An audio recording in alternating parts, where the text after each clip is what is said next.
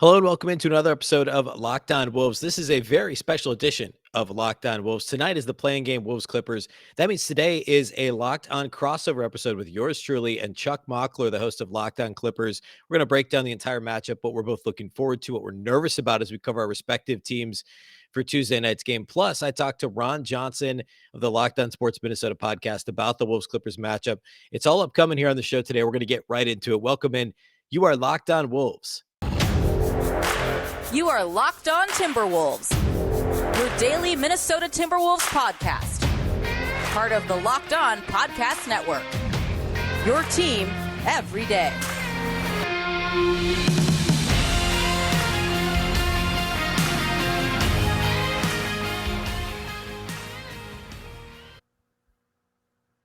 Hello and welcome into a crossover Locked On Play-In Edition podcast. My name is Ben Beecken. I'm the host of Locked On Wolves, here with Chuck Mockler of Locked On Clippers. How's it going, Chuck? Pretty good. Very nervous. We're recording this the night before, but yeah, don't know what to expect, but we can all guarantee it's probably going to be pretty tense. You're nervous. I'm nervous. I speak for all Timberwolves fans in saying that we're collectively nervous. I should say today's episode is brought to us by our friends over at Prize Picks. Check out prizepicks.com and use the promo code NBA or go to your app store and download the app today. Prize Picks is daily fantasy made easy. So what we're going to do, we're going to preview this series. I keep thinking of it as a series. We're going to preview this one crazy single game to determine who gets the 7 seed and just kind of go back and forth with what we might expect to see, what we're nervous about, what we're excited to see. The season series, as we know, the Clippers won 3 games. The Timberwolves only won 1. 3 of those came in like an 11-day span back in November, though. Both teams look very different. Yeah. Or I guess Paul George played in those games, but no D'Angelo Russell in 2 of those 3 games, I believe. Mm-hmm. And then the one game the Timberwolves won, no Karl-Anthony Towns. So both teams are very different. Yes, it's very difficult to project what's going to happen in this game. They haven't seen, like you said, the full versions of each other. It's just kind of been these weird, incomplete, and we saw the Timberwolves before the trade deadline, so it's way different now too. You mentioned earlier when we were kind of going back and forth about this, Vanderbilt wasn't starting in the first 2 games, which is kind of a big deal now. So it's going to be interesting. I'm a little interested to see. I mean, the Clippers live and die basically on paint touches on the offense. If we're getting paint touches, things are usually going pretty well. And with Norm coming to the team, that's really helped things out. But it's just a new look Clippers team versus this Wolves team that's playing some pretty good basketball right now. Yeah, and one of the things I'm worried about, conversely, is the Timberwolves struggle to defend the paint oftentimes. Their whole goal is to not allow the ball to get that deep, because if it's gotten into the paint, they're in trouble. They don't have really paint protectors. Naz Reid's fine when he's in the game, but he's only in the game when Cat's off the floor, and then you've obviously got bigger problems when Cat's not on the floor.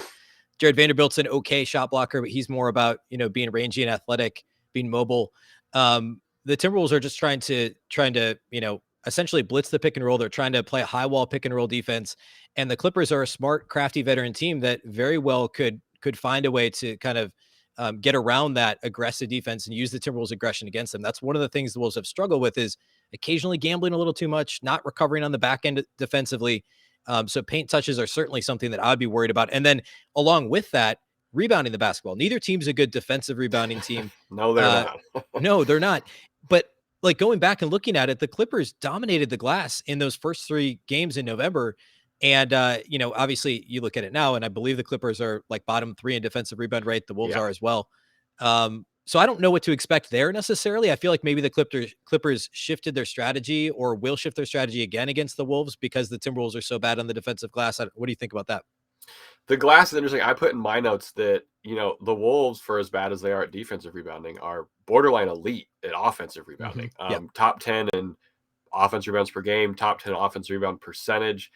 You have Patrick Beverley, who, if there's a bet to take on, spiteful offensive rebounds, I would take the over on it. So I'm really worried about that, honestly, for the Clippers. That is how we've lost to good teams. That's how we've lost to some teams maybe we should have beat. But we need Terrence Mann to be really active when he's out there. Marcus Morris doesn't grab a bunch of rebounds, but good things tend to happen for him offensively, kind of bringing the ball up after he does do that. So I'm really hoping our wings, if they're not too tired from chasing around, the size that you guys have, are going to be able to kind of crash on the glass. Zubats is okay against Karl-Anthony Towns. He's as good as he kind of wants to be in terms of physicality. So he's going to be sealing him off, and we just see guys that crash the glass. Yeah, Zubats didn't play in the game that the Timberwolves won. Neither did Karl-Anthony Towns, by the way. That was in like early January, I think. But Towns actually struggled with Zubats a little bit. And we'll get to this, I think, a little bit later, how the Clippers actually defended Towns.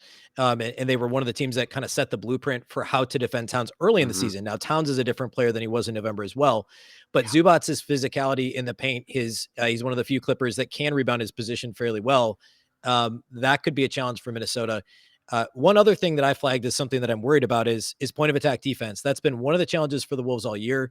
I don't know exactly how they're going to try and guard Paul George. He obviously didn't play in the game the Wolves beat the Clippers in January, but I think 2 of the 3 he played in November, he was just completely dominant. It was right during a stretch that the Clippers were playing phenomenal, and so was Paul George. Or actually, I think the start of that stretch, the Clippers weren't, but they kind of turned it around against the Wolves, if I'm remembering correctly. And the Wolves, I don't know how they're going to guard Paul George. I tend to think it'll be a little bit of Anthony Edwards. He's actually been, despite how terrible he was overall defensively as a rookie, and he still has bad lapses off the ball. He's actually been, I would call him a slightly above average on-ball defender, and at times very good. But there's also the foul trouble thing. You want to be careful there. So I think we'll see some Jared Vanderbilt. We may see some Jaden McDaniels on Paul George. I don't think we'll see much Patrick Beverley there, but we might. Point of attack defense is something the Wolves have really been on a roller coaster with all season. That's kind of, I feel like these teams are kind of looking in the mirror a bit with some of their strengths and weaknesses, because with the Clippers, if Reggie Jackson isn't exactly, he's not a lockdown defender. I'm not saying that at all, but if he's not locked into defense, you can really just kind of see him chasing the ball and things will look good. And same with Marcus Morris. Nick Batum's going to be starting in this game with Marcus Morris. I hope Batum doesn't have to do too much to kind of shore everything up if Marcus Morris isn't fully there, physically or just mentally as well. We've seen some lapses on that end too. So it really feels like it's going to be battle of which team can just string together a couple paint stops in a row to try and put the other one, behind the 8 ball. The Clippers also, the offense is fantastic right now. I think the last 6 games, it's like 124 rating. I know we ended on a back-to-back against the Kings and whatever the Thunder are doing, so it is skewed a little bit, but if we cannot get down 10 points in the first quarter, I will really like our chances in this game, because the Clippers do tend to make things a little harder than they need to be sometimes. Yeah, and the Timberwolves, one of their trends recently is Karl-Anthony Towns has had monster first quarters, but then hasn't done much the rest of the game as opposing teams kind of adjust. He hits the bench early second quarter typically, and I don't know if it's just the rest throws him off, or sometimes it is adjustments by the opposing coach, and then he kind of slows down the rest of the game. If the Wolves do get off to a good start, I hope that there's no overconfidence on the Timberwolves part, because that has happened, and everybody's kind of talked about these cocky young Wolves that are trying to, everybody knows about clowning Russell Westbrook, which I'm sure you don't mind. Fine over here. Some of that stuff. So who knows? You mentioned Morris, and you mentioned physicality. We talked about points in the paint, and the battle in the paint. Something that I'm a little bit worried about as well with the Wolves is they do struggle sometimes with physicality, and they will play kind of in your face, and they'll talk the talk. They don't always walk the walk when it comes to physicality. And Patrick Beverley's an exception, obviously. Sure. Of course. But I mean, like they can shy away sometimes, and they can also get ahead of themselves in terms of being worried about the officiating and, Beverley, of course, also Karl-Anthony Towns. And that worries me a little in a play-in in a 1-game situation. Yeah, we talked on our last episode. We're wondering if there's going to be any kind of, because the Clippers know Pat Bev and maybe know what can kind of get under his skin a little bit. We wonder if there's going to be some gamesmanship there between some of the older Clippers and Pat Bev. Yeah. I think the home court advantage is going to be huge for you guys. I think that the stadium is going to be absolutely insane in Minnesota. But that could maybe play into getting a little ahead of themselves. Who knows? I'm just hoping we don't have to see the comeback Clips again. I'm wondering kind of what the bench rotation looks like for the Clippers. Luke Kennard is questionable with a sore hamstring, which regular season, it's a big deal. Playoffs, it's a big deal as well. The floor spacing is, we have a lot of good catch and shoot guys, a couple guys in the 40s, a couple guys in the high 30s. So it's not like there's a steep drop off, but we still need that spacing. And for what it's worth, our athletic reporter, Law Murray, said he'd be surprised if Kennard played. So I'm actually genuinely hoping Ty Lue kind of throws you and Chris Finch a curveball by going with Norm and Covington off the bench for Reggie and Zoo, and to go 5 early in this one. Interesting. Yeah, the Wolves bench rotation, excuse me, hasn't been super consistent. And I think one of the things Chris Finch has been good at in his first full year as a head coach is pushing the right buttons and, adjusting on the fly. But again, we're talking Mhm. about one game. This isn't a 7-game series, and it's a set. I mean, it is It's essentially terrifying. it is. And like how fast you pull the plug on your game plan, like how do you adjust? And Ty Lue's obviously got far more experience at the NBA level in the playoffs. Sure. I mean, Chris Finch has 0, but, um, what does that look like in this one game? How quickly does either coach adjust? And the Wolves bench is for a while, it was for a chunk, like January to mid-February, it was the highest scoring bench in the league. And then Okay. recently it's kind of fallen back, again, which is what we saw early this season. It's kind of, is Malik Beasley on? Is Jalen Noel on? How many Right. minutes does Jalen Noel get? Is Jaden McDaniels kind of floating around, or is he being aggressive, putting the ball on the floor, making his open 3-point attempts? One of the things I said about the Clippers earlier this year is their depth, which generally should matter less in a one game play-in because you're playing your guys. But Yeah, exactly. I mean, you never know with foul trouble and everything else. And there probably will be some foul trouble. I think Zoo, if there's probably going to be a tight whistle on him, there tends to be. He of course never thinks he commits a foul, but if Zoo gets into foul trouble early, we will need Hartenstein to bring that physicality and the ball movement that he can, and kind of shoulder a pretty important load in terms of like regular playing responsibility that he maybe hasn't seen in the regular season. Yeah, definitely. Okay, next let's talk about we're gonna get to talk about some key matchups in this game, individual players, etc. First though, Chuck, I think you want to tell us about Prize Picks. Oh, I've been dying to talk about Prize Picks. We talked about it right off top. Prize Picks does have the most NBA DFS prop games on the market. Is the best as well. Excuse me. They offer more NBA props than any other DFS prop operator, and offer all the superstar players as well as the Malik Beasleys and Isaiah Hartensteins of the world. Only recording a handful of minutes during the game. Prize Picks offers any prop you can think of, from yardage to touchdowns, even interceptions thrown and 3-pointers made. If you deposit $100 and use promo code NBA, you'll get matched up to $100, which is fantastic. You pick 2 to 5 players and an over/under on their projections, and you can win up to 10 times any entry. And it's just you versus the projected numbers. Prize Picks allows mixed sport entries. You can bet on Mahomes touchdowns. You can bet on which team Frank Vogel's going to end up on. Maybe, who knows? Use the award-winning app on both the App Store and Google Play. Entries can be made in 60 seconds or less. It's that easy. Don't hesitate. Check out prizepicks.com and use promo code NBA, or go to your app store and download the app today. Prize Picks is daily fantasy made easy. And if I wanted to maybe bet somewhere else online, where could I do that, Ben? Let me tell you, betonline.net is Of your number course. one source for all your betting stats and sports info. We were actually just talking about the line before this. Mm-hmm. And the Timberwolves are favored by 2.5 at home. The over-under, for what it's worth, is 230.5, which is actually only the second highest over-under among the playing games. Hornets and Hawks, maybe no surprise, are 237. Yeah. Every Clippers Wolves game this year has been really high scoring. I haven't done the math to see exactly how high scoring, but they were all blowouts. They all featured a lot of points scored. I don't know. Wolves by 2.5. I would have predicted that the line was around 2, so it's maybe a little higher than I would have said it. Uh-huh. I don't know. I think Seems I'd maybe go under, but I still would pick the Clips on the money line. okay. All right. Fair enough. You can find all the latest sports developments, league reviews, and new features, including this year's basketball playoffs and the start of the Major League Baseball season. BetOnline is your continued source for all your sporting wagering information, from live betting to playoffs, esports, and more. Head to the website today or use your mobile device to learn more about the trends and action. BetOnline, where the game starts. All right. Now that we have wagered a considerable amount of money on these two different platforms we have, let's talk key matchups. Ben, you kind of alluded to the point of attack defense, and I see that is also on your key matchups. It is. Who's Patrick Beverley going to guard, which I think is interesting. Also, for a lot of reasons, maybe most importantly, though, I mentioned this earlier, who's going to guard Paul George? I do think it could be Jared Vanderbilt off the opening tip. We've seen him take on some bigger wings. He's the 4 on the Timberwolves, and he a little undersized in terms of his height, but he's very long. He's athletic. He's extremely mobile. And he is comfortable playing on the perimeter.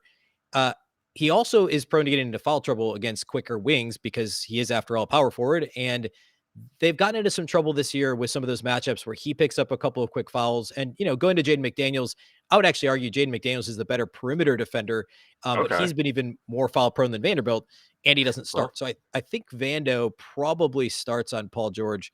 And then, generally try and hide D'Lo a little bit, although he's been better this year on the ball than he has been really ever in his career, in my opinion. He's been roughly, I think, average in terms of on-ball defense, which is a huge win. Yeah. And Anthony Edwards has been pretty good too. So, foul trouble is something you have to consider, but I think it's whoever's guarding Paul George, can they make his life difficult and not get into serious foul trouble? Yeah, I'm wondering if you guys are going to blitz Paul George kind of on the pick and roll. It kind of tends to be, like Ant and Vanderbilt coming at him in the pick and roll. Mhm. Ty Lue has joked that he hopes teams blitz Paul George kind of on the pick and roll because he has been really good at playmaking, all things considered, for what Paul George can do. So if Paul George's passing is on point early and we don't see, there's a very common thread sometimes with Paul George's playmaking is there will just be a what the fuck was that turnover? Where you're just like, why is it so nonchalant? Why are you passing it to a guy in the second row? So if that's locked in early, and if the Wolves are blitzing and kind of have to hedge those bets, I really like the Clippers' chances at getting those paint touches and at least creating opportunities for themselves. Yeah, and the MO for the Wolves defense earlier this year was they were getting by. It felt a little bit like it was smoke and mirrors because they were a terrible defensive rebounding team. They were worse in the NBA for most of the year.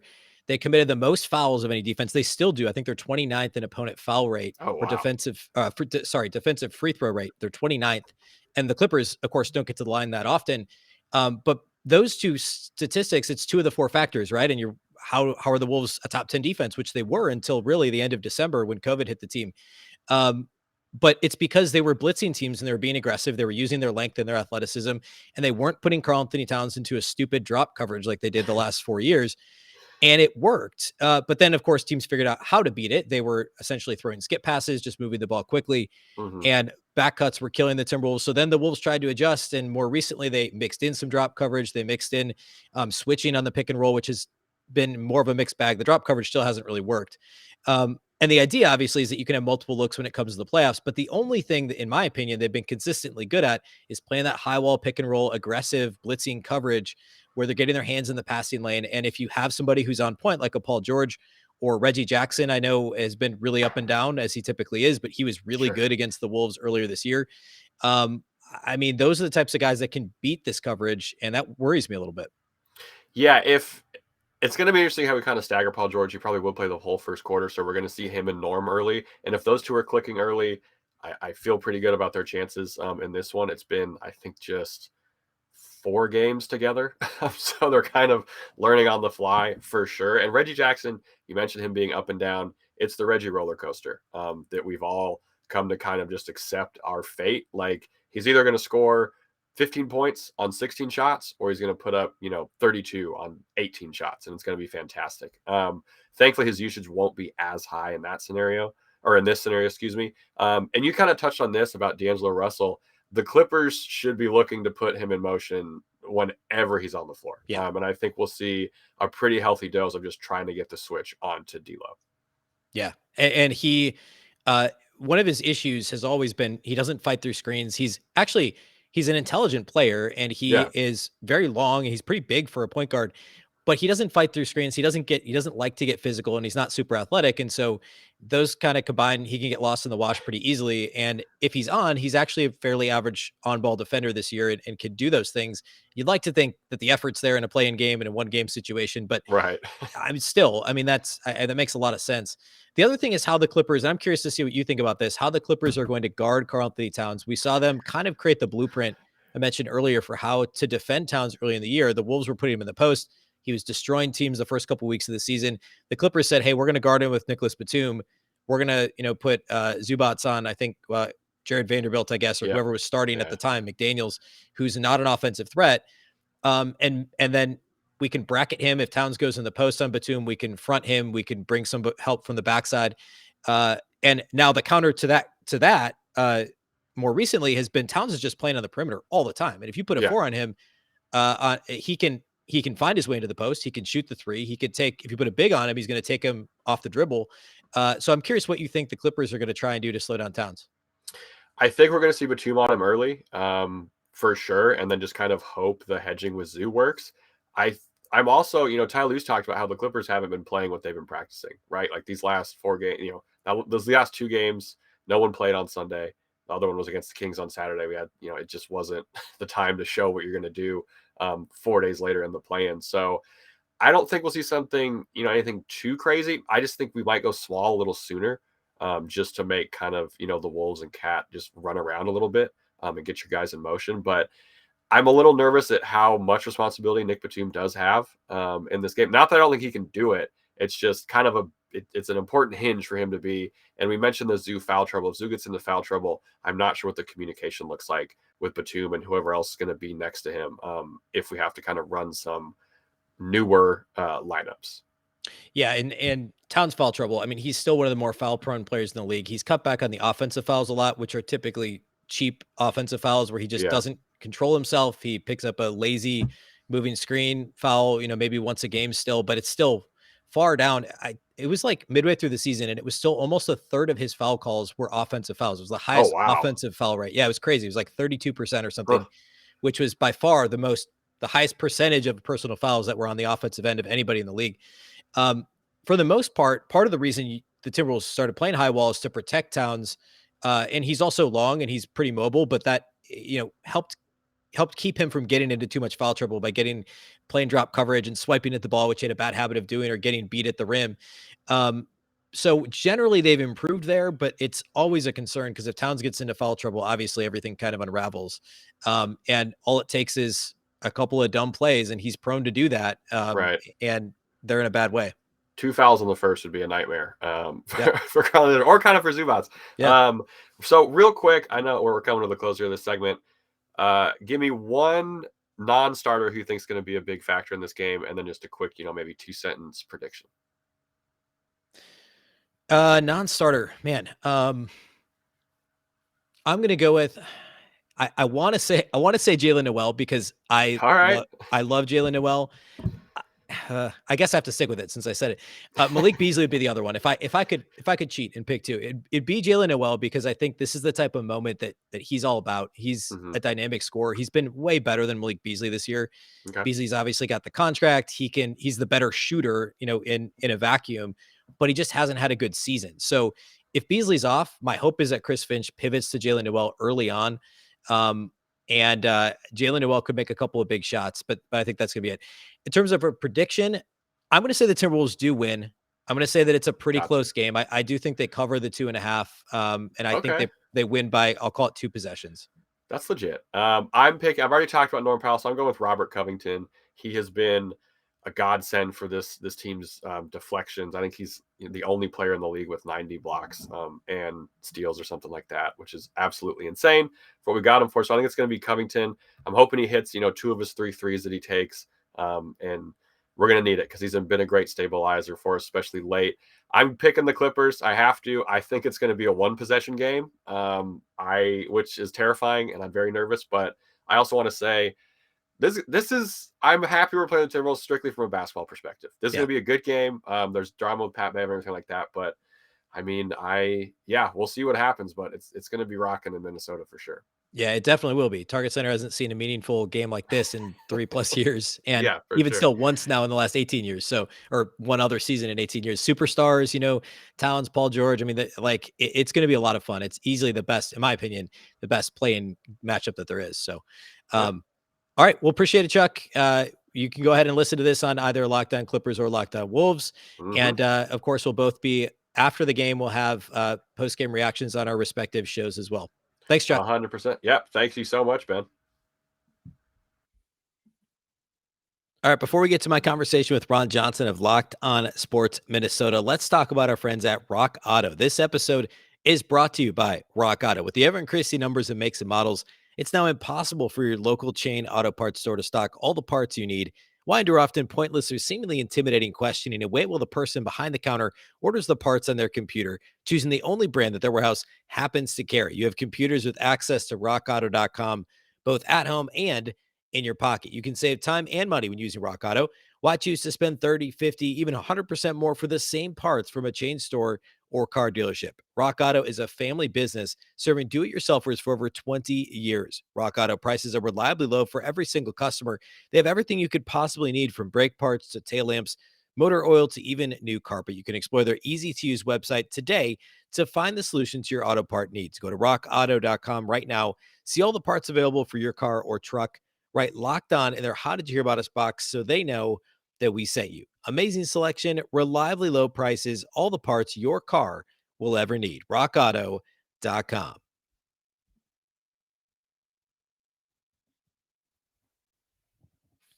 All right, let's get to my conversation with Ron Johnson, of course, the host of Locked On Sports Minnesota.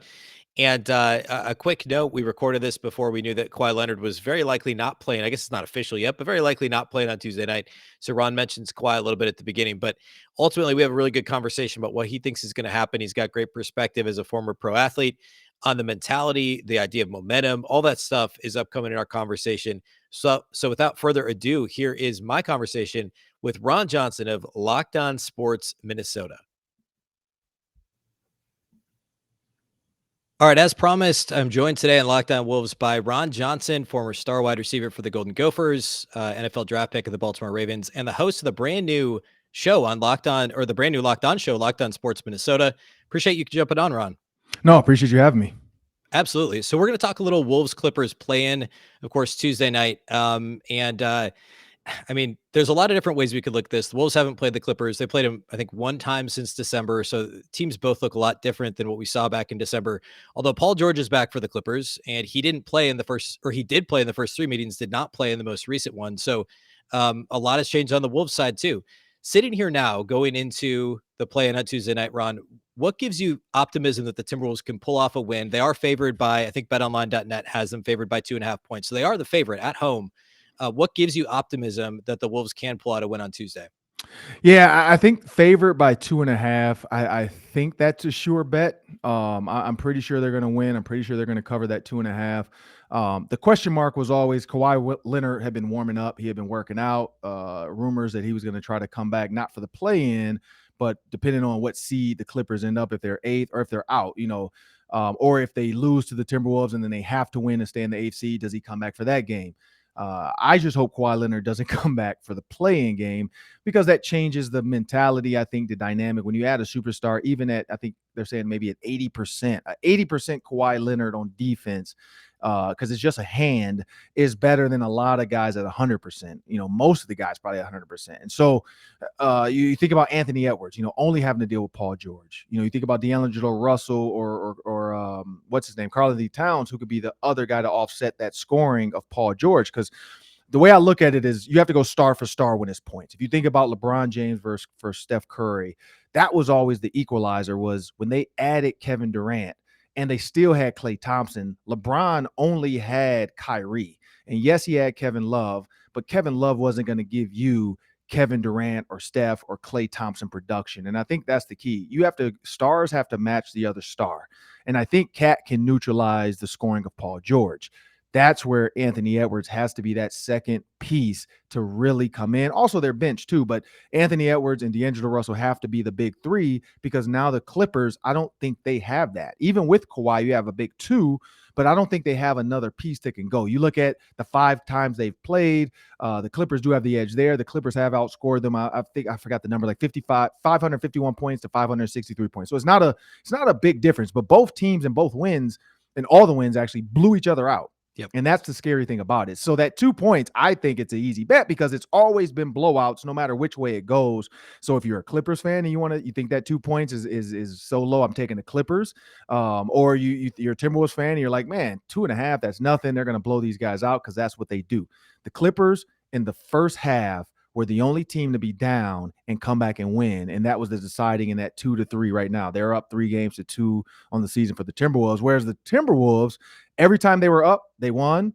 Every time they were down, every time they were up, they won those 2. Every time they were down, they lost. That was the one time the Clippers were the only team to be down at the half and come back and win. So I feel like whoever wins the first half, I don't know if there's a prop bet out there for that, but whoever wins the first half is going to win this game. I just don't think if the Clippers are down after the first half, they have enough to come back. If they do, you can post it on wherever you want. You guys can make fun of me. I was wrong, but I just feel like whoever wins the first half will win this game. Yeah, and of course, Kawhi Leonard didn't play in any of those matchups early this year out with the injury. Paul George, as I said earlier, played in the first 3, did not play in the one the Wolves won, and also Karl-Anthony Towns didn't play in that game either. Both teams were shorthanded. It really is, as you mentioned, all of those games were blowouts. It's a really weird game to kind of preview and handicap because of that, because there weren't any close, like truly close games between the two teams. There was no Kawhi Leonard. D'Angelo Russell actually only played in one of the 4 games as well, and he should be healthy for this game. So it's really, we don't have a great comparison point for teams that have played each other so much. It's really strange. And to finish the season, the Timberwolves are actually only 4-5 in their last 9 games. The Clippers have won 5 straight. Does that give you any concern that the Wolves finished the year on kind of granted a tough schedule, and they rested guys on Sunday, but Anthony Edwards didn't play all that well in the loss to the Bulls on Sunday for whatever that's worth. Does it worry you at all that the Wolves enter the playoffs, on a little bit of a 4 wins in their last 9 game skid while the Clippers have won 5 straight? Do you buy that there's any momentum concerns there? A little bit, but the thing about basketball that's so different from every other sport is, not every other sport, but I'm talking football. Basketball and football are so different. When you rest guys in football, you're doing it because you don't want to get hit, you don't want to get banged up, and you're trying to get ready for the playoffs. When you rest guys in basketball, it's more so of just you're resting. And so they can get back into game speed the next week in practice because these guys can just go full speed. In football, that's the opposite. You cannot go. You can try it, but going full speed in practice against your own teammates is so hard in football. Offensive linemen can kind of get it. Receivers and DBs can get it, but you don't get the tackling. Running backs, you don't get the banging of the linebackers trying to hit you. It's just so different. So that's why a lot of coaches don't believe in resting in the NFL when they have a playoff lock. They might play their starters maybe the first half of that game and then rest them in the second half, but you rarely see a guy just completely sit a guy out. Besides, I think the old story about Reggie Wayne saying that he was X amount of yards away from a $500,000 bonus, and Tony Dungy rested him. And after the game, Tony felt so bad because he's like, man, why didn't you tell me that you had a bonus? I would have gotten you the ball. And he was like, man, it's bigger than that. I'm worried about the playoffs too, coach. I don't care about that $500,000 bonus. I'll make it back up when we win the Super Bowl. And so that's a winner's mentality when you think about that, Reggie Wayne. I think that's where the Timberwolves are now. They have a winner's mentality. They feel like they can get it done. So I'm not too worried about that skid because, again, like you said, they're resting players. They kind of had it locked. They were the 2 games behind the Nuggets, and they needed the Nuggets to lose in order for them to even be worth trying to win the game to get to that 6th seed. So at that point, when you know you're stuck there, you know the team below you can't catch you either. It's just a weird position. And sports is one of those things where resting and not resting, it's on a coach. Whatever you do, you have to live with. Momentum, though, look at the North Carolina Tar Heels. They were an 8th seed, but they finished the season out strong, especially knocking off Coach K in his final game at home. And I think that was the key. Even though they lost the ACC championship, and they weren't ACC champs because I think Virginia Tech was, they still had that bravado. We beat Duke, so we know we can do this. And they showed it. They went all the way to the championship game as an 8th seed. So I'm not saying a 7th seed in the NBA can get it done, but I do think they can beat the Grizzlies. I think the Grizzlies are good, but I think they're young. They're just as young as the Timberwolves, but they only have Ja Morant. And now when you put Ja Morant back into a team that without him, I think only lost like 2 or 3 games without him. They were like 20-2 or something like that. Don't quote me on it, but to be that good without your star, and then you put your star back in, and can he really still flow? Does the team flow the way they did without him? It's one of those things where there's no Michael Jordan, you pass the ball, you move it around. When there's Jordan, hey, you got to dump it into Jordan, let Jordan go to work. Same with LeBron. When LeBron's not playing, they move the ball around. When LeBron's in, hey, let's let LeBron do what he wants to do up top. Let him do what he wants to do down low. So chemistry changes. I think that's going to be the key is what does the chemistry look like with that 2 seed? And that's saying that the Timberwolves are going to win this game versus the Clippers. Yeah, and that was going to be my last question for you is you said earlier you think the Wolves will win on Tuesday. And of course, if they win, then they take on the Memphis Grizzlies. I believe that series starts Saturday. If they lose, of course, they'll be in the final, the play-in for the winner of Spurs Pelicans. I think that game would be Friday. So if they do win and they take on the Grizzlies, 7 seed taking on the 2 seed, I haven't yet done the research to see how many 7s have beaten a 2 seed. I know it hasn't happened often. I'm asking you to peek way ahead now in a 7-game series, Wolves Grizzlies. What do you think that looks like? Who comes out on top and by how many games? I think it's going to come down to the last game. I do. I could be wrong there, but I think it's going to come down to a game 7. Is it 5 in the first round or 7? It's 7 now. Yeah. Yeah. So 7, so it used to be 5, but yeah. So now, I think it can come down to a game 7, and again, home court advantage. matters. But I do think the Timberwolves can do it. Now, there's the thing. If the Timberwolves go up early, like 2-0 or something like that, or they can, the goal is win the ones at home and then steal one on the road. And if they can steal one on the road early, I think they put doubt into the Grizzlies. And I think Ja Morant forces the issue. When you're a young superstar and you're a he jumped the Warriors. He's jumped all these teams that, nobody expected the Grizzlies to be better than the Warriors, on paper at least. And so when you jump the 3 seed Warriors, who have been the best in the West for years, you're right behind the Suns. And so the way their path looks now is going to be them and the Suns in the final game, because the way it sits, they have to beat the Warriors. We know the Suns are going to get the worst of the lower seeds, of the 4 or 5, probably the 4 versus the 1, 2 versus 3 is how it usually plays itself out on paper.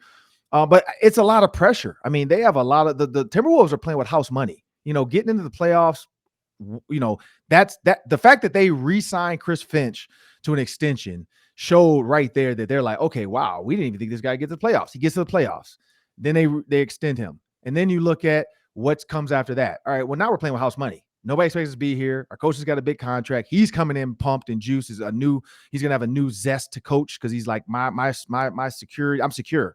Like, I don't have to coach like I'm scared to lose a game. And so you'll see him coach a little bit more relaxed. You'll see him, try to do some new things. And hopefully there's some wrinkles in this offense that we have not seen from Anthony Edwards. But if Anthony Edwards, he scored 49. If he gets hot, that's the key. If he can get hot and Cat's hot, I don't think the Grizzlies or the Clippers have enough. And this is a crazy one. Yes, it's crazy, but I don't think the Warriors could handle those 3 getting hot or those 2 getting hot. Because Klay is back, but who really knows how back he is?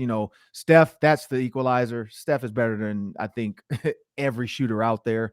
But the Timberwolves, I do think they have a chance. I am concerned about them trying to beat the Suns and the Wizards. Those are 2 teams, or the Warriors, sorry, the 2 teams that scare me. The rest of the West honestly doesn't scare me.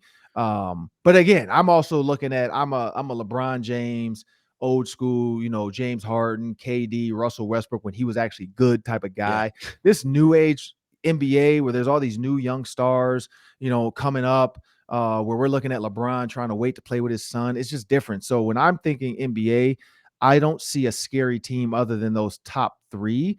And the fact that the Grizzlies are one of those top 3, they're not scary to me. But maybe it's just because their name is the Grizzlies. It's like if the Jaguars all of a sudden got into the playoffs next year with the NFL. I'm still not going to be scared of the Jaguars being in the playoff, or the Lions. Like if the Lions make the playoffs next year somehow as a NFC, wild card, I would not be scared of the Lions, even if they're in the play, even if they were the 2 seed and somehow they got a bye. And that's where the Grizzlies, and I have to get that out of my head. That's old school, Grizzlies. This is not the new Ja Morant Grizzlies, but to me, I'm still holding on to that old school. And there's something to that with big brother, little brother. When you don't see your opponent as scary, you have fun and you play well. And I think that's the key. That's how I am at Lifetime Fitness. When I look at a team across from me that we're about to play and I see a 55-year-old dude trying to guard me, I'm 42, so I'm old too, but I'm like, man, I'm going to get this guy some work. And I hope that's how Anthony Edwards comes into the game. Yeah, and honestly, I think that mentality that you're talking about, I think some teams might look at the Timberwolves the same way, right? Yeah, true. Playoffs one time in the last 20 years, 19 years, I guess. I'm the same way. I'm not scared of the Timberwolves either. Yeah. I just think you got 2 teams that nobody's scared of. Yeah. Let's roll the dice and see what happens. I will say I'm interested what that betonline.com, line is going to be when it is Grizzlies Timberwolves, because there will be some easy money out there, because I feel like that's 2 underrated teams, and I think they're going to give way too much credit to the Grizzlies. So there'll be some sneaky bets in there you can walk away with. And the Wolves have matched up well against, and I don't want to look too far past the Clippers, although I guess we already kind of have, but the Wolves have played the Grizzlies well this year. They blew them out by like 35 at one point. They took them to overtime in another game that they ended up losing. They actually have played well against the Grizzlies. They've played well against the Nuggets. Some of the other teams that beside the Warriors and the Suns that you mentioned, they've actually matched up pretty well against. Yeah, okay. That's what I say. Yep. Great. Appreciate you coming on, Ron. Tell the folks where they can find you, Locked On Sports Minnesota. Tell us about the show, where they can find it.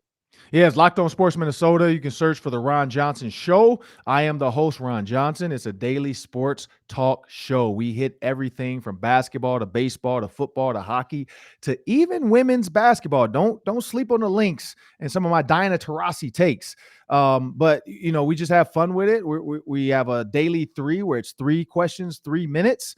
They put me on the stopwatch and I have to kind of get it out in 3 minutes. So that's a fun, fast pace. We do a trade it or keep it. We have a couple different games we play that throughout the week. So it's a fun show. Tune in. Great guest this week. We had Gabe Henderson from the Vikings talking about his relationship with Dwayne Haskins when he was working for the Washington football team. And then in the past we've had some others, but coming up we're gonna have Tony Dungy, we're gonna have Jamila Hill, Heisman Trophy winner Mark Ingram, Darius Butler, Reggie Wayne. So we're gonna have some good guests as we grow the show. So feel free to podcast and check us out, subscribe, and stay tuned. Man, that's a great list of guests. It's gonna be awesome. Appreciate it. Awesome. Thanks for coming on, Ron. And make sure to go subscribe to Ron's show. And thanks again, Ron. No, thank you. Have a good day. All right. Big thanks to Chuck Mockler of Locked On Clippers and, of course, Ron Johnson of Locked On Sports Minnesota. A packed show today. Looking forward to Wolves Clippers tonight. Of course, following the game, we'll do the live postcast myself and Chalanga Langason of Zone Coverage and CND NBA and this CND NBA podcast. We'll do the live postcast immediately following Wolves Clippers that we'll post on YouTube. You can also then listen to this podcast, which I'll record it late Tuesday night. We'll post late Tuesday, early Wednesday, win or lose, hopefully win. And then we can look ahead to what would then be Wolves Grizzlies this weekend. So we're going to break it all down following the show. Be sure to follow and subscribe the podcast, follow and subscribe to the podcast. And again, a big thank you to those of you that do make Locked On Wolves your first listen every day. Of course, you can listen anywhere. That includes YouTube as well as Apple, Google, Spotify, Odyssey, anywhere you like to listen to podcasts. You can find this show. You can also follow on Twitter at Locked On T-Wolves and also at Beecken with 2 B's, 2 E's, CKEN. Of course, Locked On Wolves is part of the Locked On Podcast Network. Remember, the Locked On Network is your local experts on all the biggest stories. And as long as you're making us your first listen, please consider your second listen to be Locked On NBA, from the first jump ball of the play-in tournament, which of course is tonight, to the last possession of the finals. Locked On experts take you deep inside the playoffs with insight and analysis affecting all 30 teams. It's the best way to get caught up on the playoff action from the perspective of some of our NBA experts at Locked On. So be sure to make your second listen Locked On NBA. Once again, I'm Ben Beecken. This is the Locked On Wolves podcast, and we'll catch you next time.